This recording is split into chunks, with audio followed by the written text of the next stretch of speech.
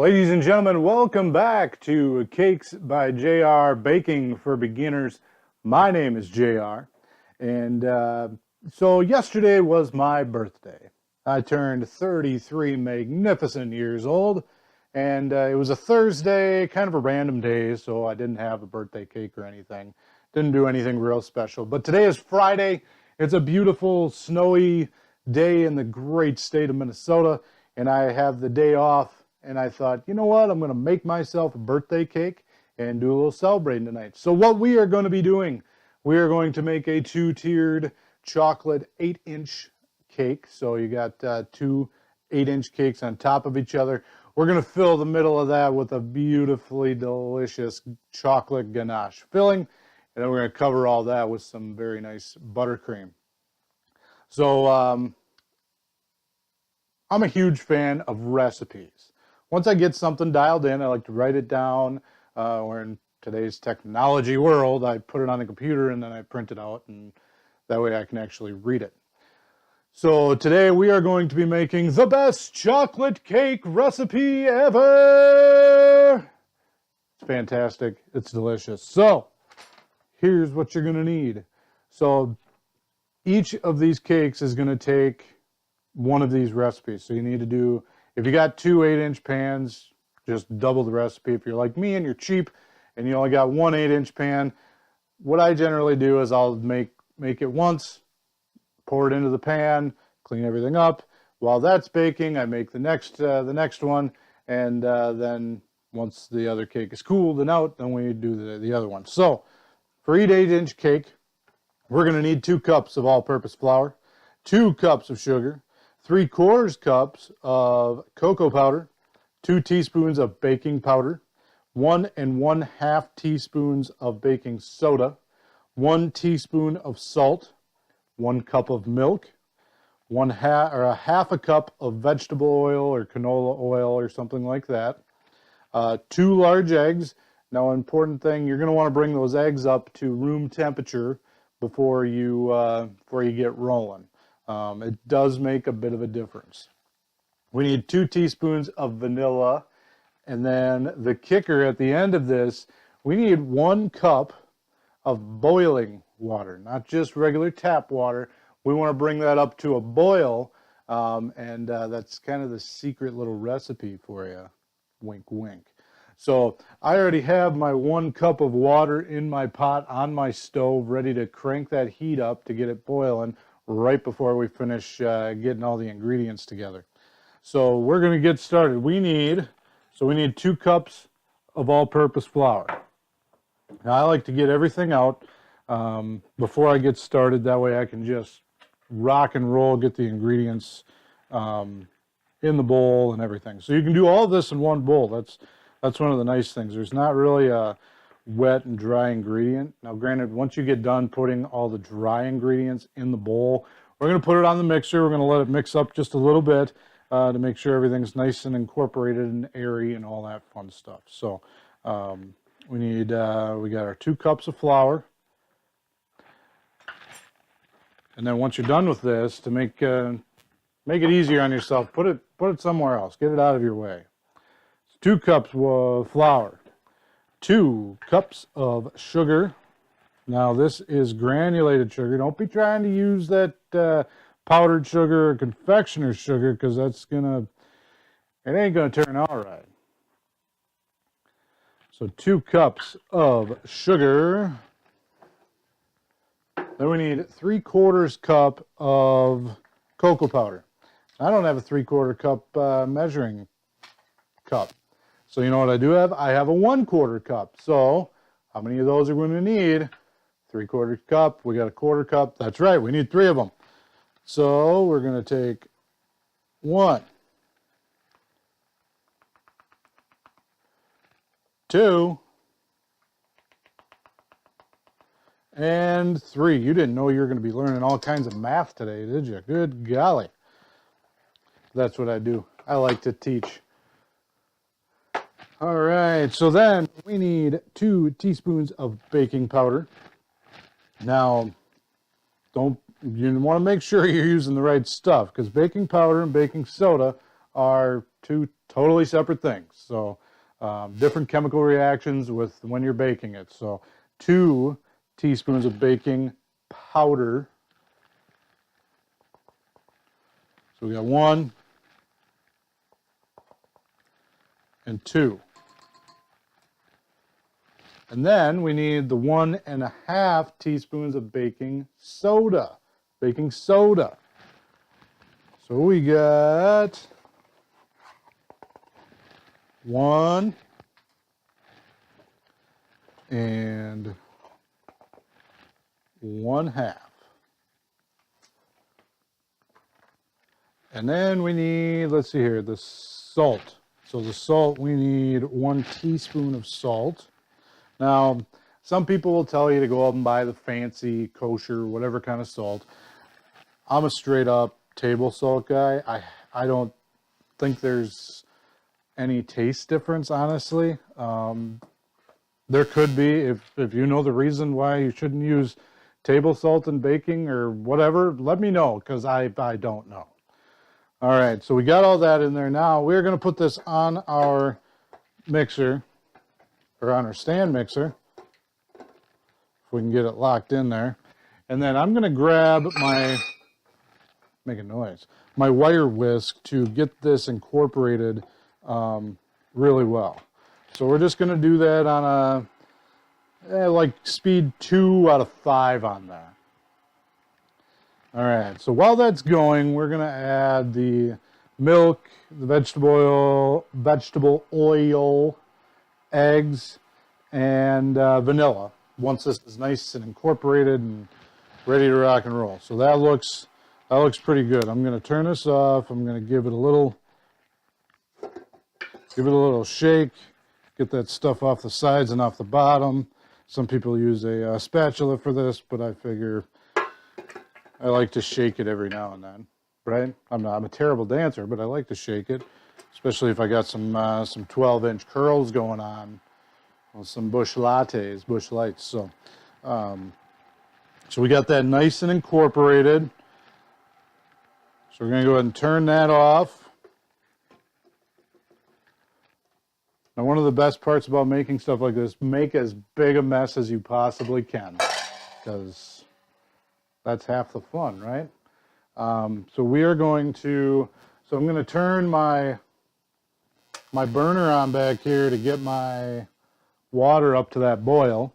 And we're going to start adding the rest of our ingredients. So we're going to add our milk. We need 1 cup of milk. Here's my cup. You don't need to have the mixer on while you're doing this. Just add it all and then turn it on and let it get good and incorporated. So 1 cup milk. Then we need 1/2 cup of vegetable oil. So before we use that 1/4 cup for the cocoa powder, so you don't have to dirty up another measuring cup. Just use your 1/4 cup and add 2 of them. Again, more math, more fractions. I hope you're enjoying this. 1, 2, that makes 1/2. Vegetable oil. Now we need our eggs again. Eggs need to be at room temperature, please. If you can't get them at room temperature, put some really hot water in a cup and then put them in there for a couple minutes. They'll be up to room temperature. So we're going to go ahead and crack those, get those in. I always like to have a bowl for my eggs because the eggshell can get messy and goopy and all that. So I always like to have a bowl. And then we need our vanilla. So we need 2 teaspoons of vanilla. 1, 2. All right, then once you got all that in there, then we're going to put our paddle attachment on. So we're going to switch from our whisk to our paddle attachment. And we're going to get that nice and incorporated. If we can get the paddle on. There we go. So we are going to start this off on a on your lowest setting, because you don't want flour and cocoa and all that stuff getting all over the place. So we'll start that on our lowest setting. That water is starting to get warm. Now grab yourself a spatula, because we're going to need that here in a minute. Once you see everything's kind of incorporated real well, and you don't see a lot of dry ingredients in here, crank it up to about medium and get it really nice and incorporated in there, because the more you, in my opinion, now this could be completely wrong, but the more you beat it, the smoother it gets, the better your cake's going to be. Now that's just my opinion. I'm sure there's some professional out there that makes a heck of a lot more money than I do that'll tell you different, but that's how I like to roll. And then we're going to turn this off. We're going to take our spatula.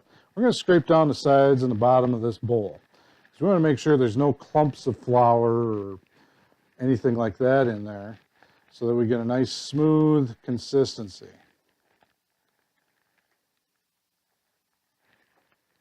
And then just use your paddle to get all that chocolatey deliciousness off of there. And then we're going to turn it back on a little bit. Let that go. Our water is just about at a boil. All right, that looks like she's boiling, so we're going to turn this off. We're going to grab our water.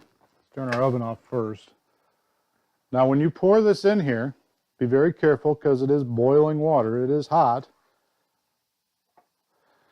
And then we're going to put our thing back down, and we're going to go on a low speed for that. Now, when you put that in there, that batter is going to be extremely wet. It's going to look very thin. Now, that's okay. It's supposed to look like that. This is a very moist cake. So again, in case you forgot, this is making one 8-inch round cake. We're going to bake this one, and then since I only have one 8-inch round, because I'm just starting out, this is baking for beginners. We are going to take this, we'll put it in our cake pan, 8-inch round cake pan, and we'll put it in the oven. Now, one thing to keep in mind is because it is moist, you might want to put some parchment paper on the bottom of that cake pan. And the way that I do that is I just put the paper on top of there and cut around there, and then lay it in there, put a little bit of cooking spray on the bottom so that it stays put. That's just what I do. Springform might work for you, I don't know. Do your own thing, right? All right, so this looks nice and incorporated. We're going to give her one more scrape down here to make sure everything's good and incorporated. Give her a nice scrape down. Don't be afraid to talk to your batter. It is a living and breathing thing here. Yeah, you look good. You look good. So if you can kind of see, it's very runny. But that's the way it's supposed to be. Don't get freaked out about it. Then we're going to let it go one more time. We're going to put it up one more speed. And now we're going to clean this up a little bit. We're going to clean our bowl up. We're going to start our second batch. It's the exact same process. And then once the cake's done, I'm going to bring you back in. I'm going to give you a couple more pointers. And then you can go back and look at the buttercream recipe and all that. Actually, I'm going to record that today too. But stay tuned. We're going to be right back. And we're going to make sure this cake is absolutely delicious. Okay, we're back. So I've prepared my pan. I got some parchment paper in the bottom of that. So now what I do is I spray a little bit of nonstick spray on the bottom so that the parchment paper sticks to the bottom so that your paper doesn't go all wibbly and wobbly. So now we're going to take our batter. The nice thing about this one, it's got a handle here, and then I'm going to fill this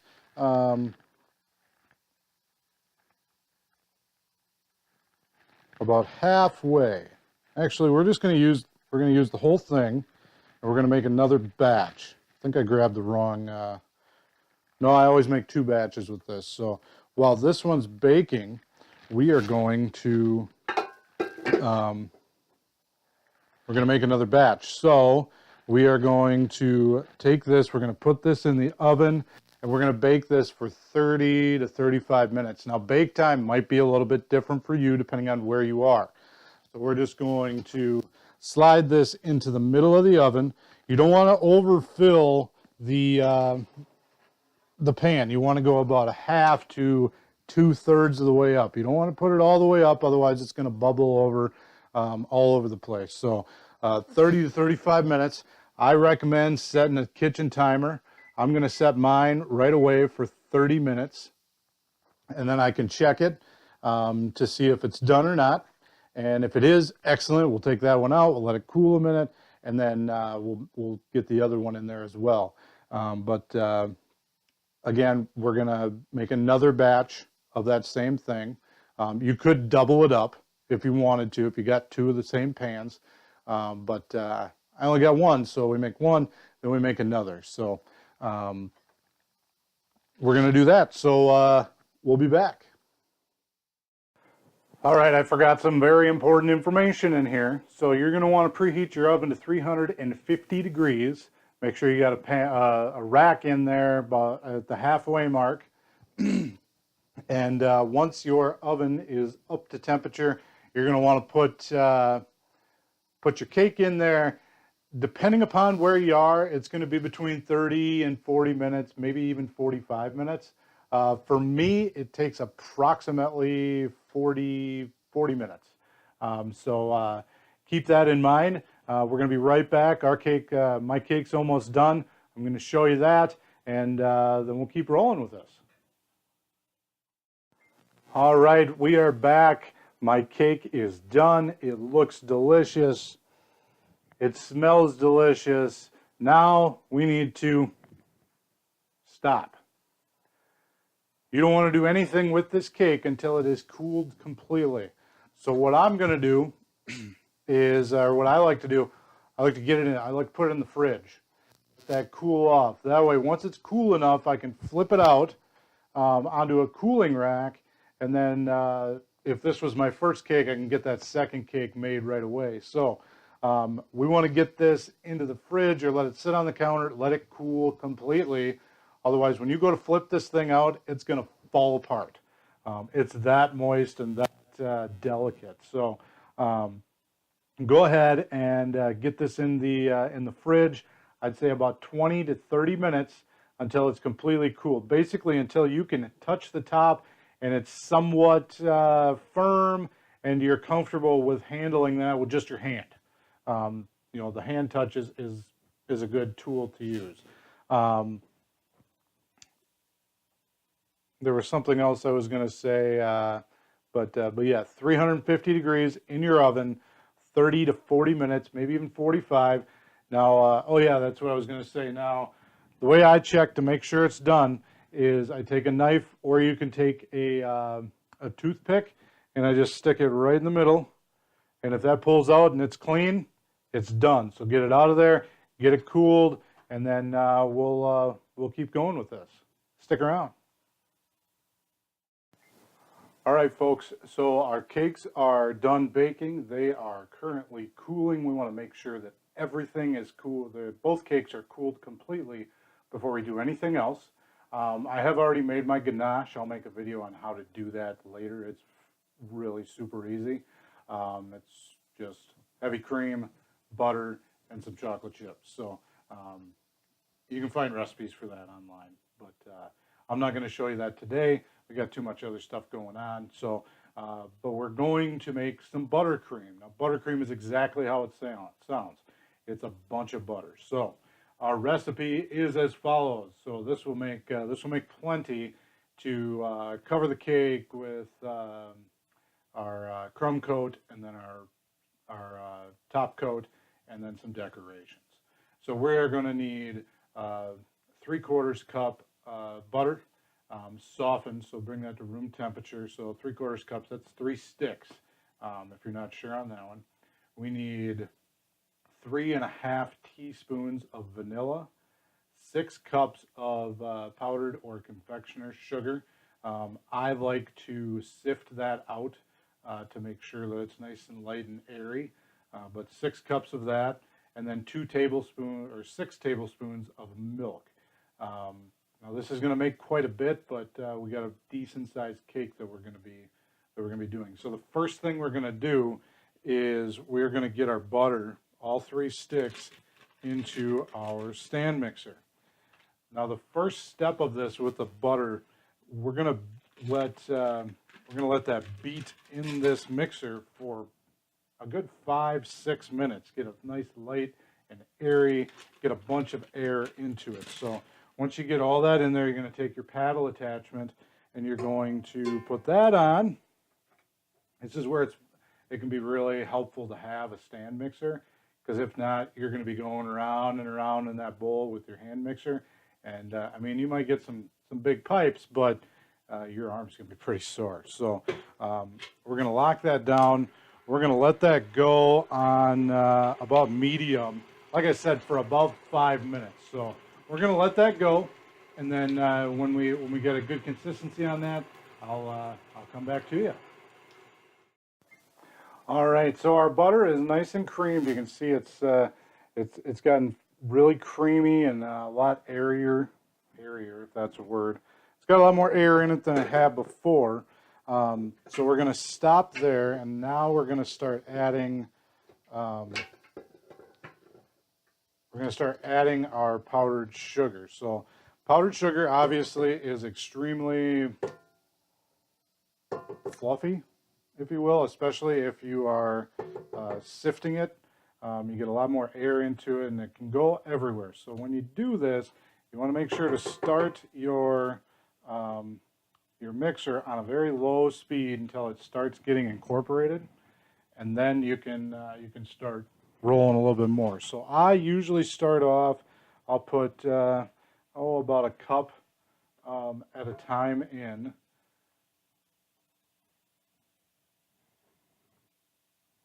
And then I'll start it off real low to let it start getting incorporated. And then once I see that it's starting to come together better, I'll crank that speed up a little bit so that I can get it really good and mixed up. So you can see it just popped out a little bit there. So you want to start it off slow. Then once it comes together, then you can crank it up a little bit. And once you see that most of the dry ingredient that you just put in is in there, then you can add some more in. So we're going to add about another cup in.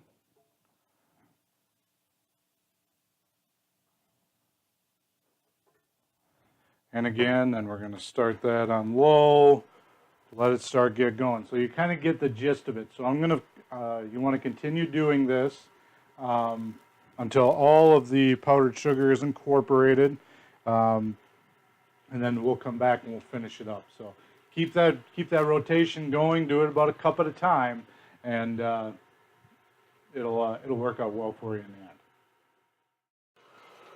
All right, so we got all of our powdered sugar incorporated in here. It's nice and smooth, but now we need to add a little bit of liquid, because otherwise this is going to be really difficult to spread, to pipe, to do whatever you're doing with it.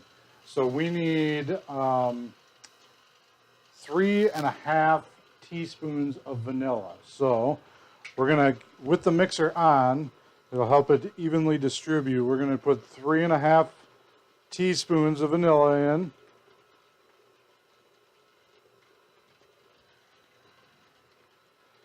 Now if you want a super white frosting, you can get the clear vanilla extract. I go with the, I guess it's technically imitation vanilla flavoring, but you know what, I'm too cheap to buy the real stuff. And then, so the recipe calls for 6 tablespoons of milk, right? Well, depending upon your mixing and different things, you might not need all 6 tablespoons. So you kind of got to eyeball it.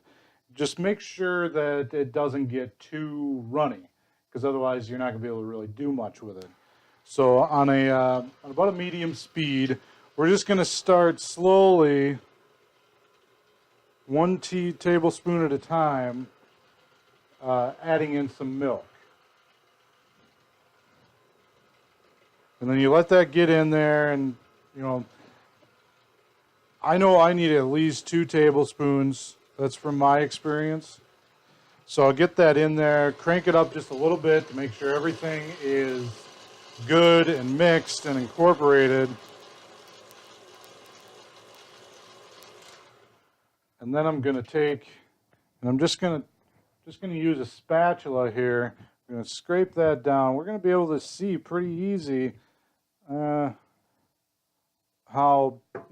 thick it is. It's delicious, by the way. You always want to make sure to taste your stuff, because if it doesn't taste good to you, then it's probably not going to taste good to others. So you want to scrape down your bowl a little bit, make sure you get the bottom, get all that wonderful deliciousness off the bottom, make sure everything is good and incorporated. I think I'm going to go with maybe another tablespoon of milk into this. It's a little bit too stiff for my liking. I like to be able to easily spread it and that kind of thing. So that's looking good. So for me, 3 tablespoons was plenty. And wherever you're at, depending on humidity and altitude and all that scientific stuff, that's what you just need to eyeball it. So now that's good and mixed. We're going to go ahead and lift this up, and then I'm going to show you my buttercream.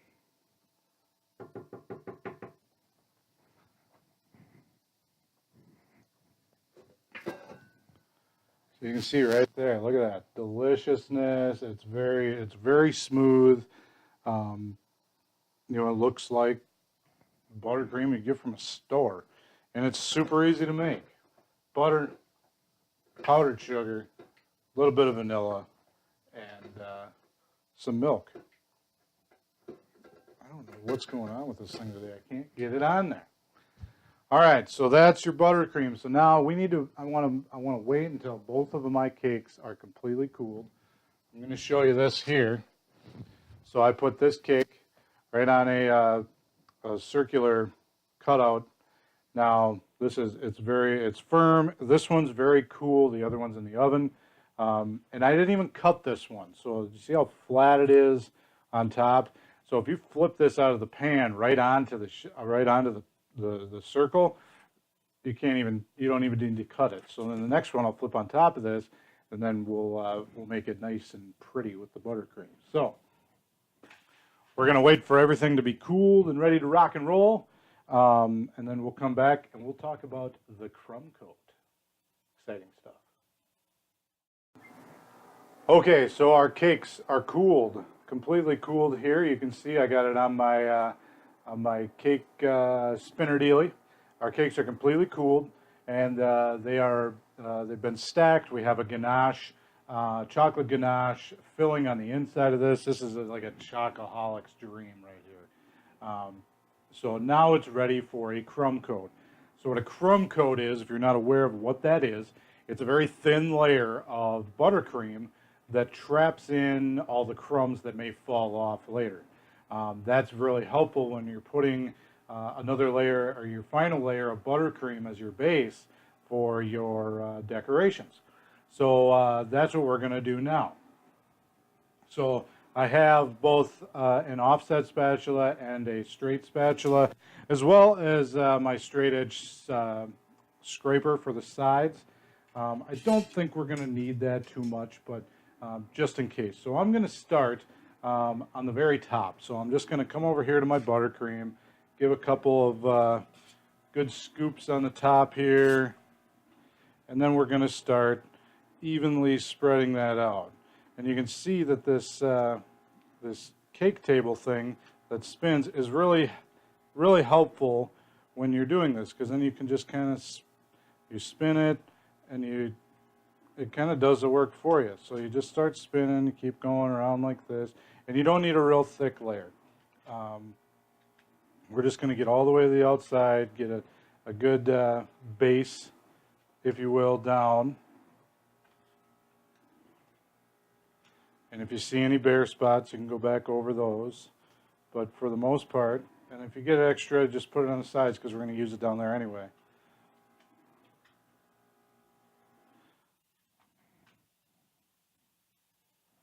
So we're just getting that crumb coat on the very top.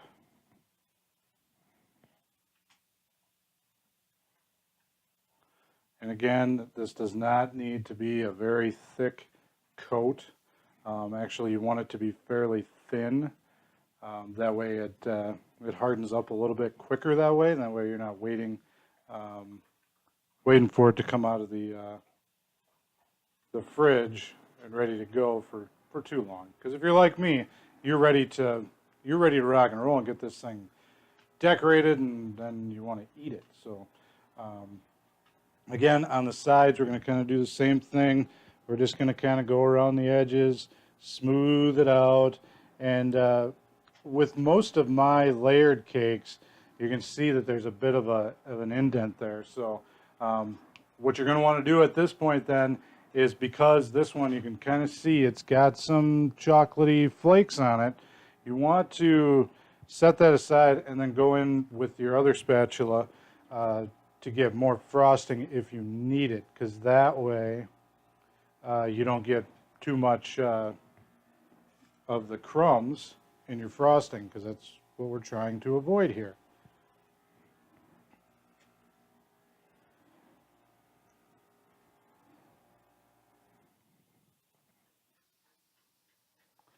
You just want to kind of get it in there, make sure everything's even and beautiful. Every time you go back for more frosting, make sure there's not a bunch of crumbs on your spatula, because doing it like this, you're still going to get some crumbs on there. But if you can avoid that, that's for the best for a better looking final product. So if you get some on there, go to your sink and just give it a scrape. And you can clean that up later. And Duke's not happy about something. Neighbors outside getting his snowmobile ready. We got about 3 feet of snow on the ground at this point. Duke.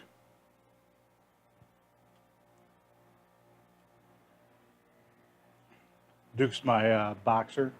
He's dumber than a box of rocks, but he's cuter than hell. So we're just getting enough in there to fill in that gap so that we can get that good crumb coat in there. So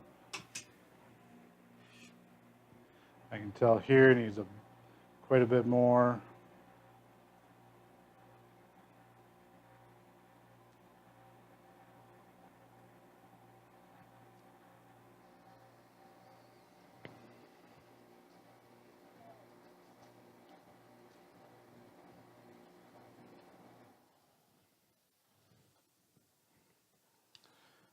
And once you get, you can kind of fill it in with the frosting that you've already got. You probably can't see this all too well, but you kind of get the gist of it from when I'm turning it. Just need a real light layer to lock in all those crumbs and all that deliciousness, so we can have a real fancy looking cake when we're done. So you can tell on this side there's quite a bit of stuff that you can see, or on the other side not too bad. So we're going to go ahead and get that filled in best we can. And this doesn't have to be perfect. Nobody's going to see it, because you're going to have a decorated layer on top of this. Duke is not happy.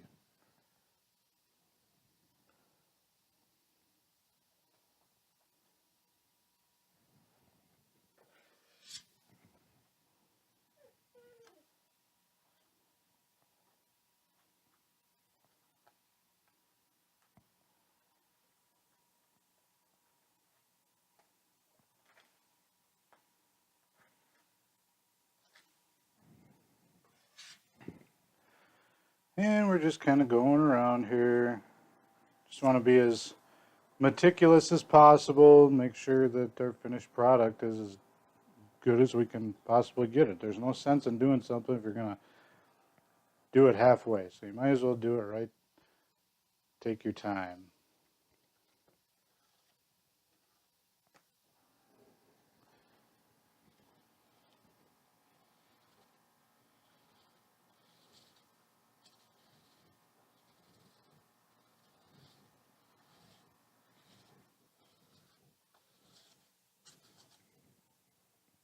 All right, that looks pretty pretty good. Maybe a little bit more here just to get it covered up.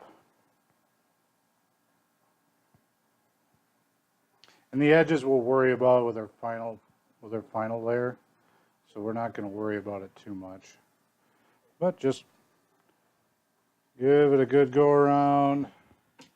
Wipe that spatula off, get the excess off.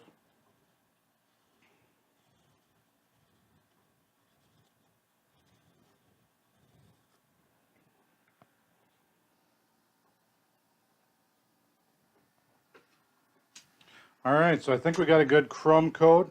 We're going to put this in the fridge, let that set for maybe an hour, and then we'll come back and give it a good, some good decoration. So we'll be back. All right, so our cake crumb coat is slightly hardened, and I have already taken the steps to color my frosting. You can get either the liquid food coloring, or you can get the paste. However you want to do it, doesn't really matter. I am going with this lovely shade of purple today. Since it's my birthday and I'm a huge Minnesota Vikings fan, we're going to make ourselves a Viking cake. To get started, we want to put a nice even layer of the frosting all around this.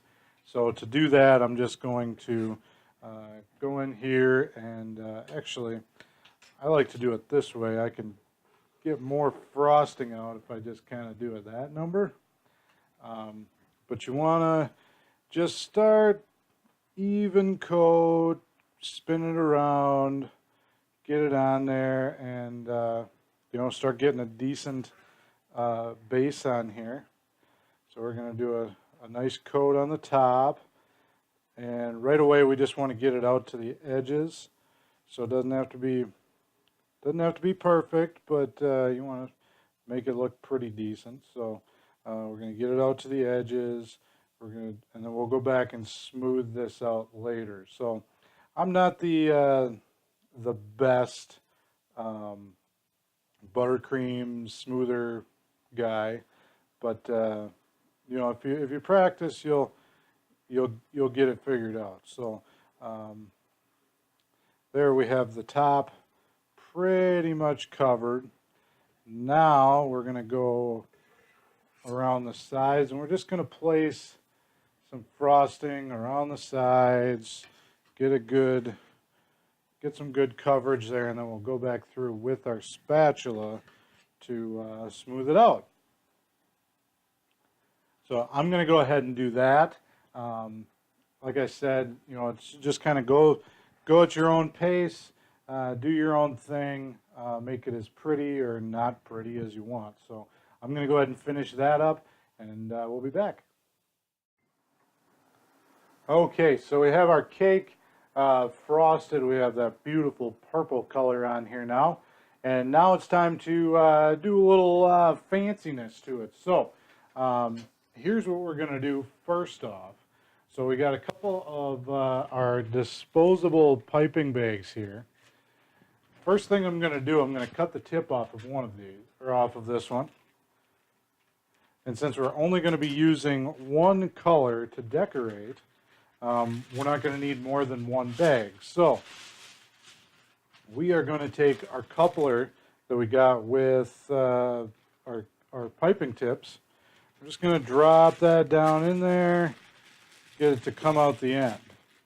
So the nice thing with this is, so the first thing I'm going to do, I'm going to use my really small number 4 piping tip, and we're going to write happy birthday or something like that. So we're going to put that on there, and then that goes on like that. And then the easiest way to get your frosting into your bag is grab yourself a cup.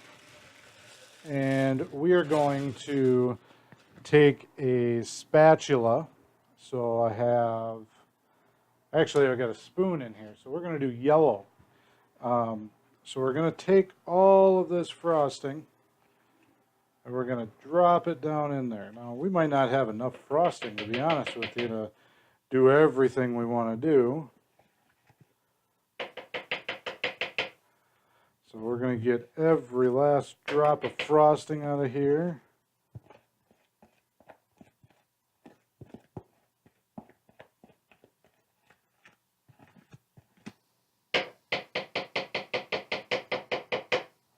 All right.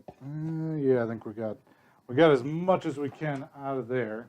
And actually, you know what? I'm not going to use that. So you want to crimp it down like that a little bit. I'm not going to use this tip for this. I think we're just going to put a border around it and call it good. So we're going to put a number, I think this is a number 8 tip on there. It makes kind of a cool designed border for around your cake. And I'm going to start that on the top. So it takes a little practice to be able to do this, but you just kind of start and you just kind of go around the edge, turning as you go. Doesn't have to be perfect. Just make it look as fancy as you want, or do whatever decoration you want. Once you get to a certain point, spin it around a little bit more.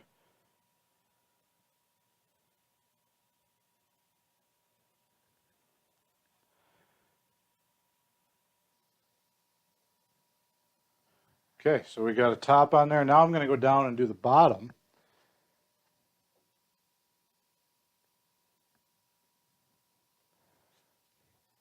I'm going to do everything I can to get around this whole cake.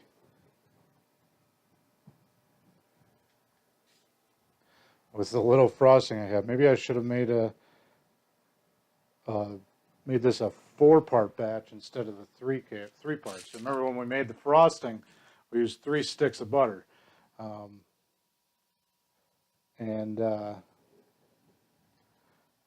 Each recipe, if you will, takes 1 stick of butter. So I did it in a 3-part. I think we're just going to have enough frosting to get all the way around here. How about that?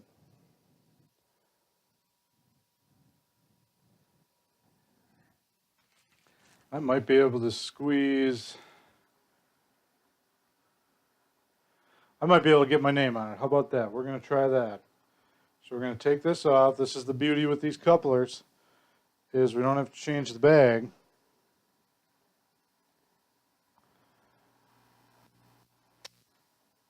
Take that off, put your small tip on. That number, I don't even remember what number this was. Number 4 or something. I'm just going to write JR on here. So we're going to start.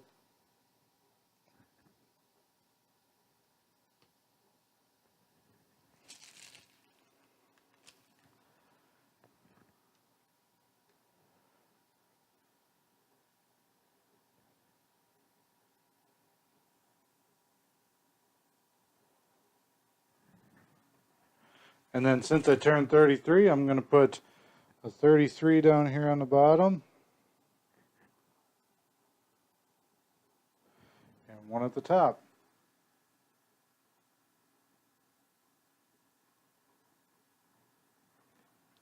How about that? Look at that.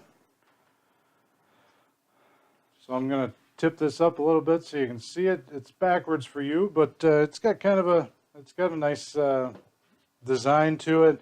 Looks pretty delicious, and it really wasn't all that difficult. So if I can do it, y'all can do it. I hope you guys enjoyed this video. Get out there and bake. Make a cake for whatever reason it might be, a birthday party, or just because you want to make a cake. Again, my name is JR with Cakes by JR. I can't wait to sink my teeth into this bad boy, but hope you enjoyed this video. Comment, subscribe, all that fun stuff down at the bottom, and we will see you next time.